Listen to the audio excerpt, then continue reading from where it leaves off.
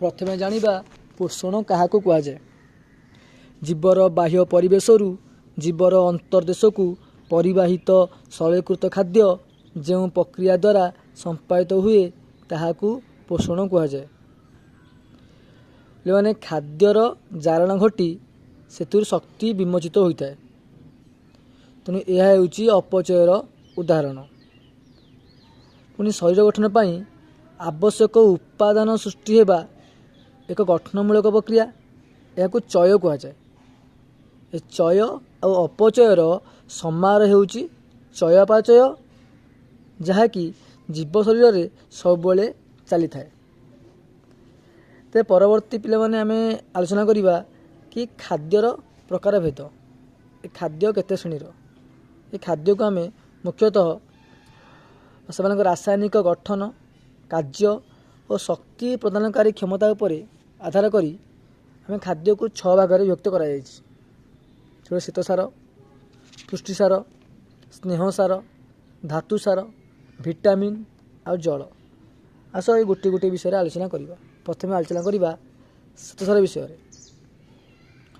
शर्करा और मंडद होउछि आमे खाउथिबा खाद्यर प्रधान श्वेतसार। आमर मंडद थाए चाउल, गहम, आलू रे प्रचुर परिमाण मंडद थाए। और चीनी गुड़ रे सुक्रोज थाए। फलरस पनीपरिया आमे ग्लुकोज पाइबा। तेणु आम जो कार्य करने शक्ति दरकार से शक्ति मुख्यतः ये श्वेतसार खाद्य ही मिलता है। तो आम 1 ग्राम श्वेतसार प्राय 16 किलो शक्ति निर्गत होता है। मन रखा कि 1 ग्राम श्वेतसार प्राय 16 किलो शक्ति निर्गत होता है।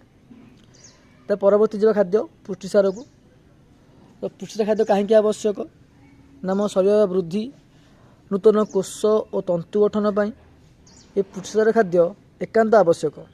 ये खाद्य थाए माछ, मांस, अंडार धला अंश, छेना, क्षीर परी प्राणीज द्रव्य, डाली, सोयाबीन इत्यादि ये पुष्टिसार मिलता है। और एमिनो अम्लर श्रृंखला द्वारा ये पुष्टिसार गठित होता है। परवर्ती जीवा स्नेहसार।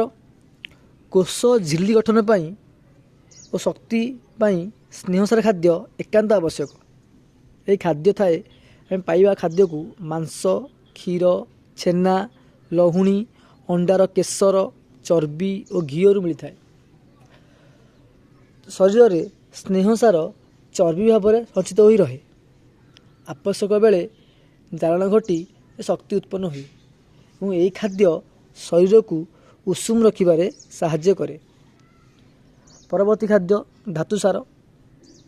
तो लौह, calcium, iodine, phosphorus, sodium, potassium आदि धातुसार शरीर गठन पर आवश्यक। मोर हाड़ और दांत गठन पर कैल्शियम आवश्यक और फस्फरस आवश्यक। एवं लोहित रक्त कणिकार थिबा हिमोग्लोबिन गठन पर आमर लौहर आवश्यक रही। आ शरीर में आयन संतुलन रक्षा करिबारे धातुसार भूमिका रही। परवर्ती खाद्य जीवा विटामिन। तेणु आमर विटामिन 2 प्रकार, गोटे जलर द्रवणीय विटामिन और स्नेहसार द्रवणीय विटामिन।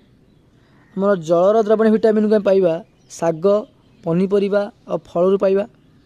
स्नेहसार द्रवणीय विटामिन को पाइबा प्राणीज चर्बी, उद्भिदजात तैल मिलता है।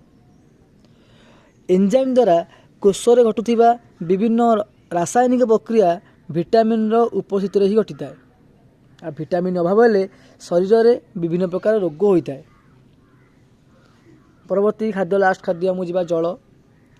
कोषरसर प्राय 70 ରୁ 90 भाग होची जल। कोषर स्थिति और यार विभिन्न प्रक्रिया पाई जल एकांत आवश्यक। तेणु शरीर में जल क्षयर भरणा पाई प्रतिदिन आम 3 ରୁ 4 लिटर जल पीवा आवश्यक। तो ये थिला खाद्य संबंध में किसी आलोचना। तो ये खाद्य आलोचना पर तुम किसी क्वेश्चन रखी। तो क्वेश्चन गुड़िकर तुम उत्तर निजे कर। तुम क्वेश्चन गुड़िक पढ़ी दूसरी। क्वेश्चन कौन कौन सब देती मु। तो प्रथम क्वेश्चन हूँ शरीर गठन ପାଇଁ आवश्यक उपादान डैश प्रक्रियारू मिलता है। उत्तर लिखिब। द्वितीय प्रश्न, लहुणी एक डैश जातीय खाद्य। तृतीय प्रश्न, अंडार धड़ा अंश केउं खाद्यसार थाए। चतुर्थ प्रश्न, फल रस केउं प्रकार श्वेतसार थाए। पंचम प्रश्न, 1 ग्राम श्वेतसारु केते किलोजूल शक्ति निर्गत हुए।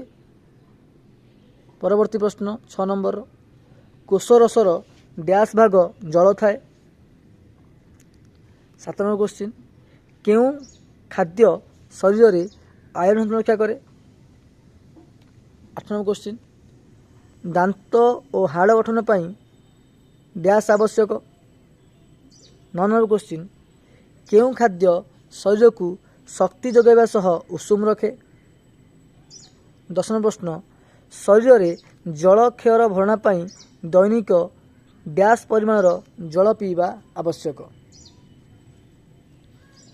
उत्तर आलोचना करिबा। 1 नंबर क्वेश्चन, शरीर गठन पाई आवश्यक उपादान डैश प्रक्रिया मिलता है।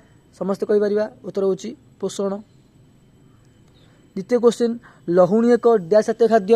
हमें कहि परिबा लहुणी एक स्नेहसार जातीय खाद्य। 3 नंबर क्वेश्चन, अंडार धड़ा अंश केउं खाद्यसार थाए। यार उत्तर कौन हम ना पुष्टिसार थाए। फल रस केउं प्रकार श्वेतसार थाए ना फल रस कौन थाए ग्लूकोज थाए। परवर्ती क्वेश्चन, 1 ग्राम श्वेतसारु केते किलोजूल शक्ति निर्गत हुए ना 16 किलोजूल शक्ति निर्गत हुए। कोष रसर डैश भाग जल थाए ना 70-90 भाग जल थाए। केउं खाद्य शरीर रे आयरन रक्षा करे ना धातुसार। दांत और हाड़ गठन पाई डैश आवश्यक ना कैल्शियम और फस्फरस आवश्यक। केउं खाद्य शरीर को शक्ति जगाइबा सह उषुम रखे ना स्नेहसार। शरीर रे जल क्षयर भरणा पाई दैनिक केते परिमाणर जल पीवा आवश्यक ना 3 ରୁ 4 लिटर जल पीवा आवश्यक। तेणु यार उत्तर तुम निजे कहवाक चेष्टा करिवो।